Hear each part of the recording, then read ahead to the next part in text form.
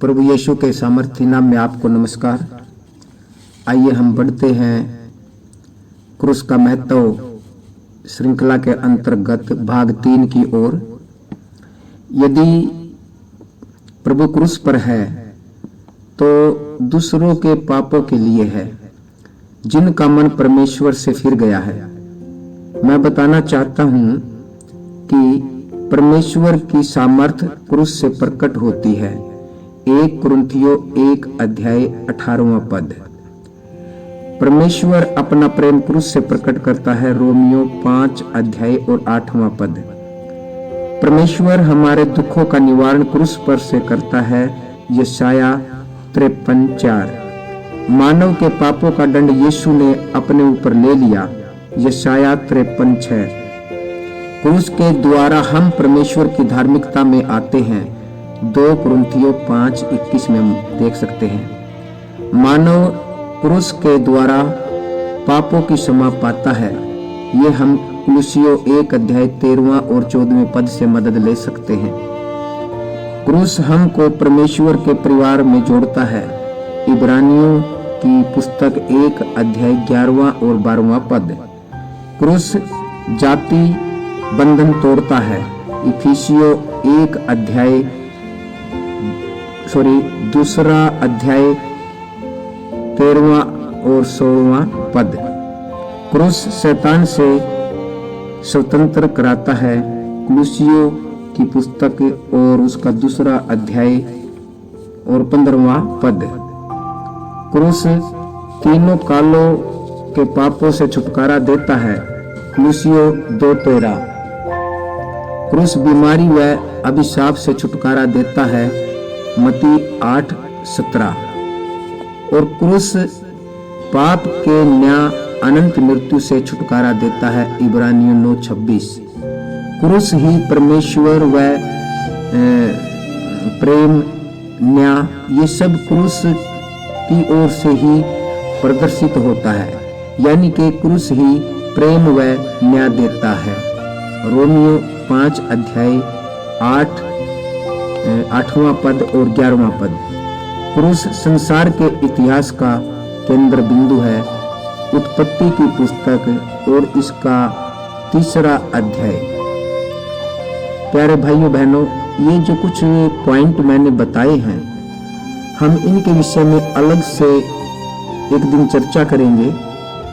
और अभी हमने ये सिर्फ कुछ तथ्य बोले हैं, ये आप दोबारा भी वीडियो से सुन सकते हैं, लेकिन आगे आने वाले समय में हम इन्हीं को एक विस्तृत रूप से थोड़ा थोड़ा करके जानेंगे।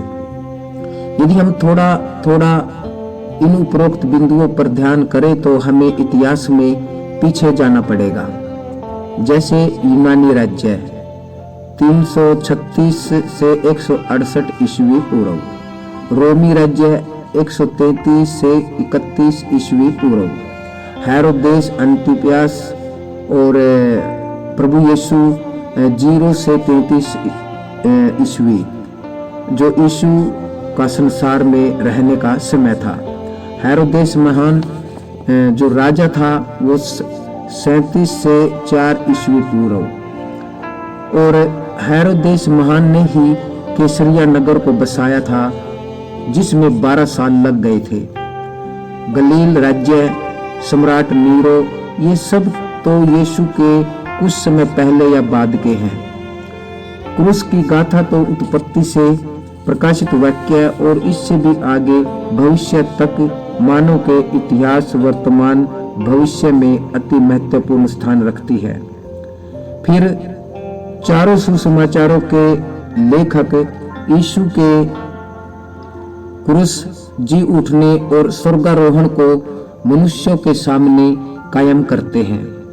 यहूदी हो, सामरी हो, फारसी, संदूकी, शास्त्री, लोगों की विचारधारा, उनकी गतिविधियां और यीशु मसीह की जो सेवा है, वो इन सब से स्पष्ट हो जाता है कि यीशु मसीह केवल मानव जाति के हित के लिए आए। दबे कुचलों की सेवा की, संपूर्ण मानव जाति के लिए स्थायी मोक्ष का प्रबंध किया।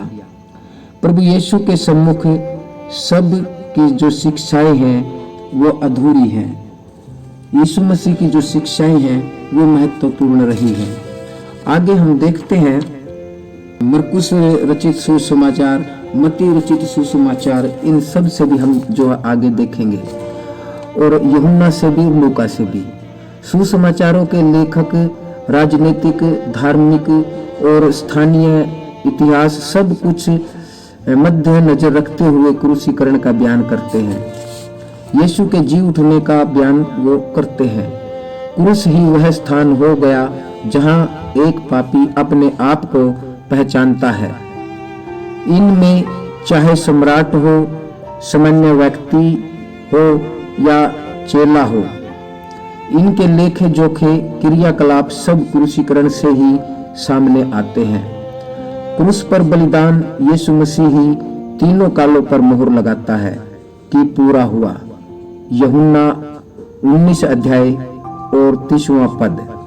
यदि हम चारों सुसमाचार लेखकों की शैली, काम, हौसला देखते हैं तो क्रूसीकरण की तस्वीर बहुत ही साफ होती है, जैसे हम अभी मत्ती रचित सुसमाचार से देखेंगे, और इसके बाद हम मरकुस रचित सुसमाचार से देखेंगे, और अगले वीडियो में हम यूहन्ना रचित सुसमाचार से और लूका रचित सुसमाचार से देखेंगे।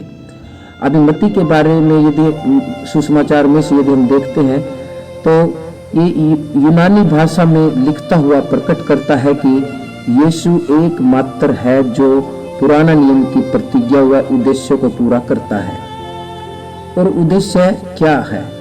उद्देश्य है मानव के पापों से छुटकारा।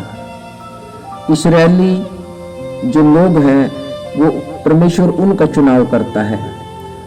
मध्यस्थ जानवरों का लहू होता है, इसमें इस्राएली असफल हुए। यह कार्य यीशु मसीह पूर्ण करता है। नए नियम में परमेश्वर यीशु का लहू संपूर्ण मानव जाति के लिए दे देता है। परमेश्वर का उद्देश्य यहाँ पूरा हो जाता है। मत्ती जो लेवी भी कहलाता है, क्रूसीकरण व उससे पहले के व बाद के तथ्यों को समझता है। एक लालची प्रवृत्ति का होते हुए भी धन को जीवन में शून्य बताता है। जरूरत के अनुसार धन प्रभु अपने चेलों को मुहैया कराता है यदि वे अल्प विश्वासी न हो तो। इसलिए उसने सब धन संपत्ति त्याग कर यीशु की कठिन सेवा को चुना। क्रूस ही जयवंत की ओर ले जाता है। जो क्रूस को देखता है उसे कोई पराजित नहीं कर सकता। अब मरकुस के दृष्टिकोण के बारे में जब हम देखते हैं, यहाँ पे मरकुस जो है वो एक धनी व्यक्ति था। इसके घर में ही प्रभु बोझ हुआ। धनी लोगों में क्रूस की गाथा मरकुस ने सुनाई। ये कई मिशनरी यात्राओं में भी जो है इसकी सहभागिता रही। जवान था, यीशु की जीवनी व क्रूस के मुख्य समय को जल्दी व स्पष्टता से बताता रहा। मरकुस यीशु पर लगे झूठे दोष, धोखा, सताव से हताहत हुआ। आने वाली पीढ़ी से आग्रह किया कि तुम्हें बहुत धीरज रखना होगा। जो यीशु के साथ हुआ वह उसके चेलों के साथ भी होगा। यीशु क्रूस पर जब हम देखते हैं और चारों तरफ नजर लगाते हैं तो यीशु एक दिव्य है। उसका रूपांतरण, उसकी सेवकाई, और मरकुस हमारे को बताता है दुख उठाने वाला दास के समान है यीशु। क्रूस विश्वव्यापी है, अनंत राज्य की ओर मानव को ले जाने की प्रतिज्ञा करता है। क्रूस व यीशु का रूपांतरण सिद्ध करता है कि यीशु परमेश्वर का पुत्र है। जब रोमी फौज का सूबेदार क्रूस की घटना देखता है तो यीशु को स्वीकार करने में मजबूर हो गया।